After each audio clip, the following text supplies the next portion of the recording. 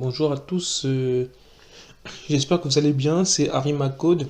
Aujourd'hui, nous allons commencer à parler un peu de nos premiers raccourcis et nous allons voir principalement les raccourcis avec la touche Windows. On va commencer par un raccourci, comme vous pouvez voir ce qui vient de se passer là. On parle de Windows A. Pourquoi? En fait, Windows A, ça nous a permis d'ouvrir les notifications. Donc, toutes les notifications que j'ai pu recevoir là, quand j'ai fait par exemple une capture d'écran d'un site, ou bien quand j'ai une notification sur Facebook, paramètres, ainsi de suite, voilà, mail. Et donc ici, c'est principalement toutes les notifications que je peux recevoir avec Windows A. Et autre chose, par exemple là, lorsque je clique ici, c'est parler à Cortana. Cortana, qu'est-ce que c'est? C'est un logiciel ou on va dire un programme intelligent qui permet de pouvoir nous aider au quotidien dans nos différentes tâches. Par exemple, au niveau du planning, des rappels et plein d'autres choses. On va pas s'éterniser là-dessus. Mais Cortana, pour avoir accès, il faut cliquer ici. Et là, j'ai accès à Cortana. Voilà, donc on dit se connecter à Cortana. Voilà, on se connecte. Et puis voilà, il va nous suivre, le planning va nous aider. Et donc ici, maintenant, ce qui se passe, c'est que pour éviter à venir jusqu'ici, pour pouvoir cliquer sur Cortana, il y a juste en fait le Windows C. Windows C, ça nous fait la même chose parce qu'il veut dire Windows, la fait Windows et ensuite C pour Cortana. Donc voilà déjà un autre raccourci. Aussi, si par exemple il y a ce truc là que j'ouvre ici, qui met par exemple, voilà tout ça, mais comment je peux faire pour avoir accès à ça sans forcément venir cliquer ici? Supposons que j'ai ouvert un site quelconque, je sais pas, je vais prendre mon site par exemple de mon portfolio où je parle de moi. Et dans ce portfolio, je présente mes activités, mon parcours, voilà. Donc quand je parle de, on va dire, ça c'est ma page de mon portfolio, de toutes mes activités. About me, et ainsi de suite, pourquoi je suis développeur, front développeur, back-end développeur, voilà mes différentes expériences. Bon, ça c'est principalement, on va dire, mon portfolio. Et donc ici, les gens peuvent me contacter, je recevrai un mail pour savoir ce qu'ils veulent, s'ils veulent que je leur développe une application ou des trucs du genre. Bon, n'allez pas vous amuser avec ça, c'est juste pour m'embêter. Mais bon, donc ici, là, c'est juste mes expériences. Bon, je vais remonter comme ça, voilà. Ou bien home, je remonte tout au début. Donc là, ici, il s'agit bien de mon portfolio. Et quand maintenant, je veux aller là où j'étais tout à l'heure, si je veux aller, par exemple, je peux venir comme ça, pour venir là. Ou bien si je reviens à ma page de départ, comment je peux faire pour cliquer ici? Supposons que ça, c'est fermé. Je ferme ça et que je veux l'ouvrir. Il y a une manière de le faire. Il suffit de faire juste Windows E. Et Windows E, ce qu'il va faire, c'est qu'il va m'ouvrir, on va dire, mon dossier où il contient un peu tous mes dossiers, tout ça. Donc c'est principalement ça. Je peux aussi parler aussi de Windows, Windows H. En fait, Windows H, vous voyez ici, c'est pour pouvoir... sur le but de Windows H, en fait, c'est pour ouvrir une fenêtre de partage. Après, il y a autre chose. Par exemple, si je viens ici, à côté de Cortana, je clique ici, c'est pour chercher une application. Si je fais, par exemple, paramètres. Paramètres. Voilà, il me propose paramètres ici. Je peux cliquer dessus pour avoir accès aux paramètres. Voilà, bon, je vais fermer. Et donc, pour avoir accès à ça, si je ne veux pas forcément descendre et taper et paramètres, ainsi de suite, il suffit de mettre juste Windows I. Il lance également les paramètres. Voilà.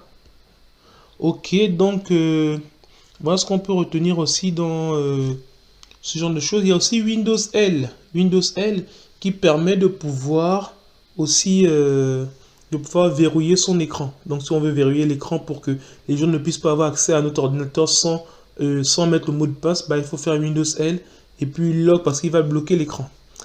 Autre chose aussi, je peux penser, tout à l'heure j'ai fait ça. J'ai tapé là, j'ai tapé paramètres. Mais je peux taper autre chose comme par exemple mon éditeur de texte avec lequel je code souvent, Sublime Text. Donc Sublime Text il est là, je peux taper comme ça et je l'ouvre. Voilà, là il est ouvert. Et donc, comment je peux faire pour aller rechercher Sublime Text si, sans venir taper ici recherche là. Donc, il y a aussi ce qu'on appelle Windows S, comme ça. Windows, en fait, c'est Windows Search qui va m'ouvrir aussi la même chose, c'est-à-dire le paramètre. Non, pardon, là c'est Windows. Qu'est-ce que j'ai fait? Non, j'ai fait CTRL Search, pardon. CTRL S, ça veut dire pour enregistrer. Mais quand je fais Windows S, il va m'ouvrir la partie recherche où je peux retaper Sublime Text. Voilà. Pour sortir, c'est avec la touche échappe. Il y a un autre truc que j'aime bien aussi, c'est Windows. Supposons que je veux mettre une deuxième fenêtre. Je prends une fenêtre quelconque. Je vais mettre ici. Je vais mettre là, par exemple, YouTube. Ok. J'ai ouvert YouTube sur cet écran. Mais en fait, pour les développeurs, souvent, qu'est-ce qu'ils font? Ils font souvent, il y a un écran où il y a les résultats de ce qu'ils font ici. Et ensuite, il y a un autre écran où il y a on va dire, la page. Et il y a un écran où il y a là où on code. Donc souvent, pour faire cela, il y a aussi une manière de... on utilise généralement Windows flèche. Vous voyez comme ça? Donc en fait, ça permet de pouvoir diviser. J'ai mis flèche gauche. Comme ça, si je mettais flèche droite, il va aller de l'autre côté. Si je mets flèche haut, il le plie comme ça. Ou bien si je fais flèche haut une deuxième fois, il le remet sur plein écran. Voilà. Donc si je fais flèche bas comme ça, et si je mets bas comme ça une deuxième fois, il va la baisser. Donc ici, ça veut dire qu'il va baisser comme si c'était... comme si on avait cliqué ici. Voilà. Pour abaisser le truc là. Comme si on avait fait ça. Et donc il fait la même chose. Donc c'est déjà pas mal de raccourcis. Et si vous avez des questions, n'hésitez pas à les mettre en commentaire.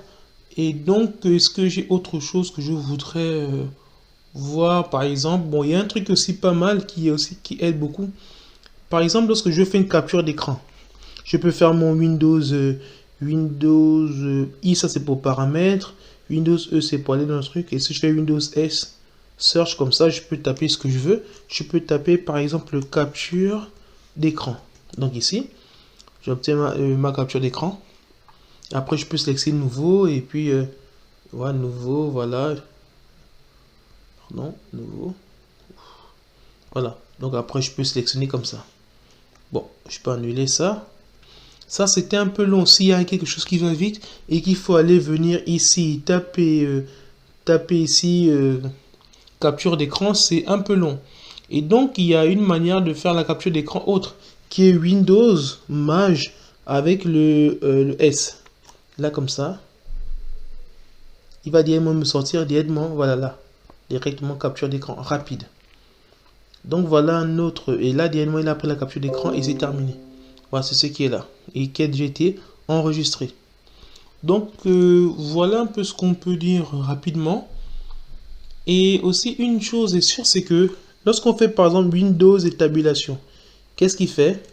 Il nous permet de nous afficher un peu tout ce qu'on a là.